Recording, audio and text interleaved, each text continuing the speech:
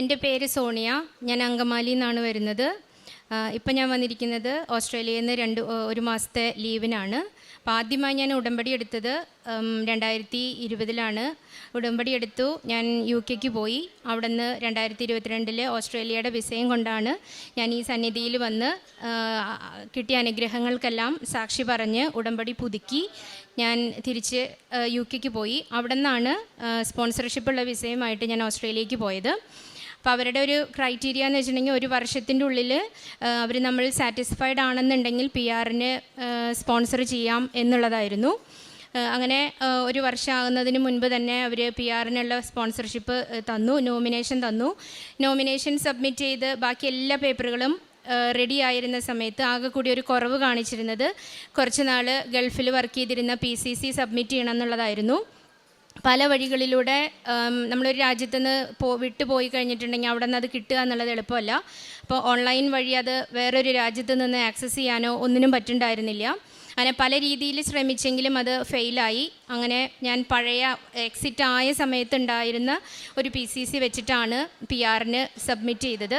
അങ്ങനെ PR-ന് സബ്മിറ്റ് ചെയ്ത ആ സമയങ്ങളിൽ മുഴുവനും ഞാൻ വചനം എഴുതി പ്രാർത്ഥിക്കുക എന്നുള്ളതായിരുന്നു എൻ്റെ ഒരു മെയിനായിട്ടുള്ള രീതി.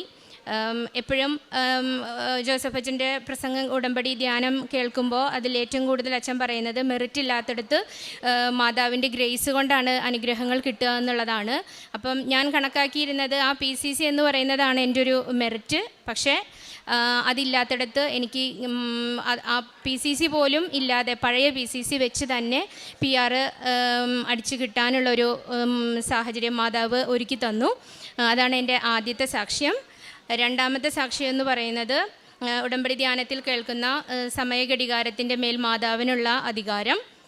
അതിൽ ഓസ്ട്രേലിയയിൽ ഞാൻ 2022 ജൂലൈയിലാണ് ചെല്ലുന്നത്. ഒരു 1.5 വർഷം കൊണ്ട് തന്നെ ഒരു വീട് വാങ്ങുക എന്നുള്ളതായിരുന്നു എൻ്റെ ഒരു ആഗ്രഹം. കാരണം പേരൻസ് സിക്കായ ആൾക്കാരാണ്. അപ്പം ഞാൻ നാട്ടിലൊരു വീട് പണിത് അവർക്കതിൻ്റെ ബ്ലെസ്സിങ്ങിന് വരണം എന്നുള്ളത് അവരുടെ വലിയൊരു ആഗ്രഹമായിരുന്നു.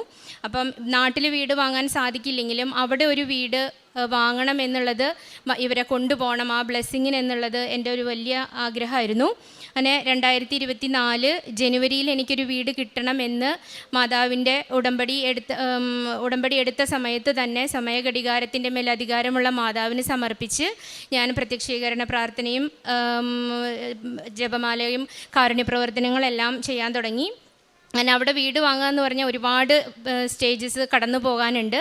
അങ്ങനെയുള്ള ഓരോ സ്റ്റേജും മാതാവ് ഓരോരുത്തരുടെ ഇടപെടൽ കൊണ്ട് തന്നെ എനിക്ക് പേപ്പർ വർക്കുകളെല്ലാം പൂർത്തിയാക്കി തന്നു. അതുപോലെ ഇവിടെ നിന്ന് ക്യാഷ് ട്രാൻസ്ഫർ ചെയ്യാമെന്ന് പറഞ്ഞു കഴിഞ്ഞിട്ടുണ്ടെങ്കിൽ അവിടെ ഭയങ്കര നമ്മളതിന് സോഴ്സ് കാണിക്കണം. അങ്ങനെ ഒത്തിരി ബുദ്ധിമുട്ടുകളുണ്ട് ഒരു വീട് വാങ്ങുക എന്ന് പറയുമ്പോൾ. അതെല്ലാം മാതാവ് വളരെ കൃത്യമായി സമയാസമയം അതെല്ലാം നടത്തി തന്ന് എനിക്ക് ജനുവരി 15 തന്നെ ഒരു വീട് വാങ്ങാനും ഫെബ്രുവരിയിൽ തന്നെ പേരൻസിനെ കൊണ്ടുപോയി ആ വീട് ബ്ലെസ്സിങ്ങിനെ അവരെ അതിൽ പങ്കെടുപ്പിക്കാനും മാതാവ് എന്നെ അനുഗ്രഹിച്ചു.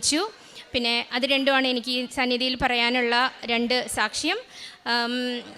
കാരുണ്യപ്രവർത്തികളുടെ ബേസിൽ ഞാൻ അവിടെ റെഡ് ക്രോസിലും വേൾഡ് വിഷനും എല്ലാ മാസവും ഡയറക്റ്റ് ഡെബിറ്റായിട്ട് $25 വെച്ച് കൊടുക്കാറുണ്ട്. അതുപോലെ ഞാനൊരു നേഴ്സായിട്ട് വർക്ക് ചെയ്യുന്ന ഹോസ്പിറ്റലിൽ തന്നെ കൂടുതൽ പേഷ്യൻസിനോട് കാരുണ്യപ്രവർത്തികൾ ചെയ്യാനും അവരെ കൂടുതൽ സഹായിക്കാനും ഉള്ള സമയം കണ്ടെത്തി.